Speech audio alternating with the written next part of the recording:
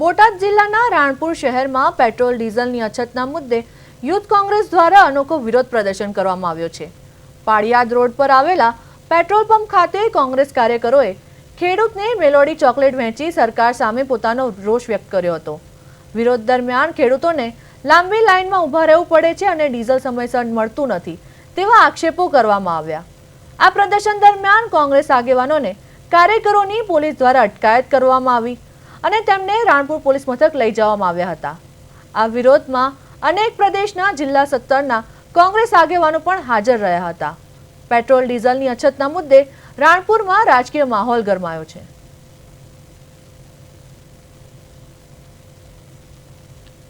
राष्ट्रीय सचिव गुजरात मुख्य प्रभारी, ये प्रदर्शन जो आज हुआ है ये पूरे प्रदेश में हो रहा है।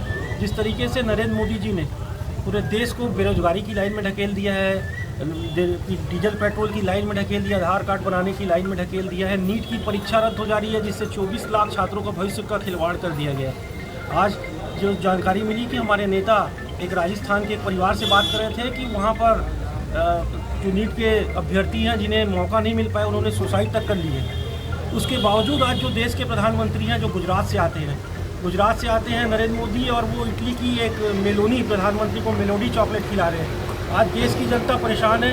जगह इतनी गर्मी में हमारे किसान भाई ट्रैक्टरों को लाइन में लगाकर डीजल पेट्रोल के लिए तरस रहे हैं, और दूसरी तरफ हमारे देश के प्रधानमंत्री नरेंद्र मोदी मेलोडी बांटने। प्रमुख राणपुर तालुका यूथ कांग्रेस छेल्ला કેટલાય દિવસથી રાણપુરમાં જે પેટ્રોલ પંપ આવેલો છે ત્યાં છેલ્લા ઘણા સમયથી ખેડૂતો, વેપારીઓ, ટ્રાન્સપોર્ટરો બધા લાઇનમાં ઊભા રહે છે અને ક્યાંક ને ક્યાંક એવું દેખાઈ રહ્યું છે આખા દેશમાં કે ભાઈ પેટ્રોલની અછત છે।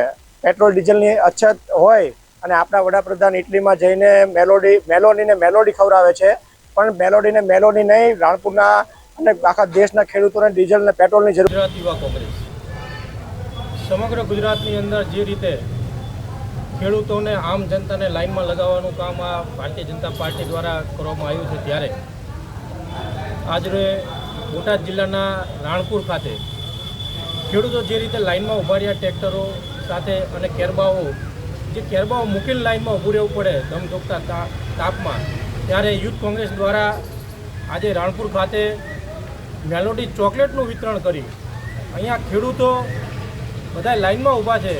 અને એક બીજી બાજુ આપણા વડાપ્રધાન એક મેલોની વડાપ્રધાન છે ઇટલીના, એમને મેલોડી ચોકલેટ ખવડાવે છે। જિલ્લા યુથ કોંગ્રેસ પ્રમુખ, આપ જોઈ રહ્યા છો ખેડૂતોને લાઇનમાં ઊભા રાખવાનું કામ આ ભારતીય જનતા પાર્ટી કરી રહી છે, ખેડૂતો સાથે અન્યાય કરી રહી છે।